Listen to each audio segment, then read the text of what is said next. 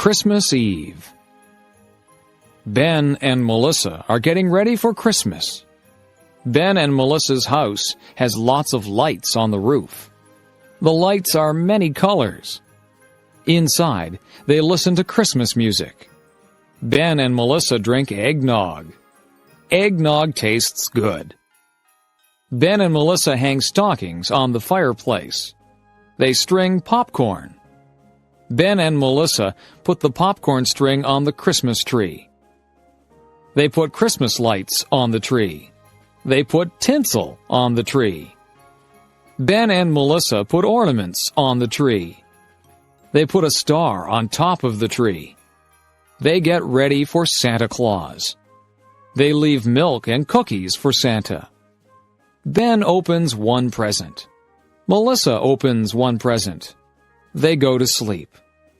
Ben and Melissa wake up early. They run downstairs. There are a lot of presents under our tree. They wake up their mom and dad. Ben and Melissa open their presents.